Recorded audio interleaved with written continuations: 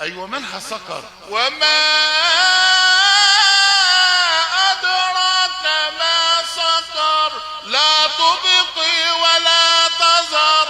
ما بتسيبش لحم ولا جلد ولا عظم، بتهرس كله في بعضه.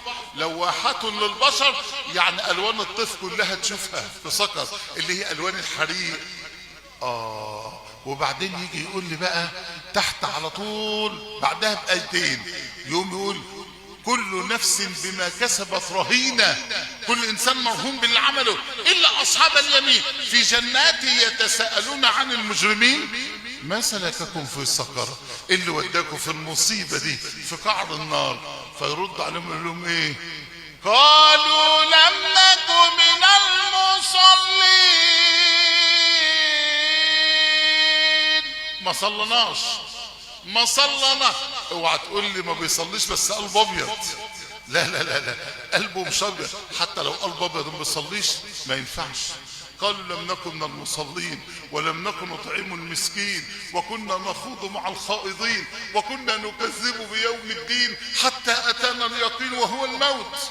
اسمع الآية الجاية دي تخلع القلوب. ايه بقى؟ فما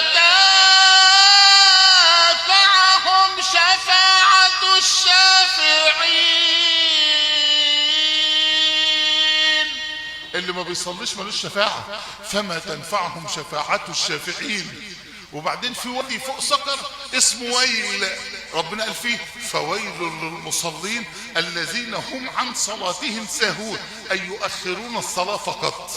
ويصلي بس الظهر مع العصر والمغرب مع العشاء، والعشاء ممدودة قبل الفجر.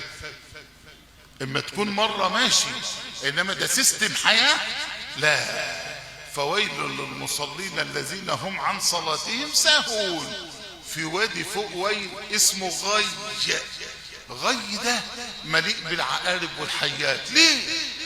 اصل ده ما كانش بيصلي صلاة في ميعادها، هو دخل خد شاور وخرج نشيط صلى، بعد كده في الصلاة طول اليوم. الماتش شغال، الماتش اولى. المسلسل شغال، لا اولى. قاعد بيتغدى مع الجماعة وقاعد في البلكونة بيشرب فنجان قهوة، اولى. فالوادي ده بيتميز بالحيات والعقارب. ده ربنا ذكر الاوداد في القرآن صراحة، فقال في الوادي ده قال فخلف من بعدهم خلف اضاعوا الصلاة واتبعوا الشهوات. ايوه جزاهم ايه؟ فسوف يلقون غيا. خلي بالك من نفسك يا حبيبي.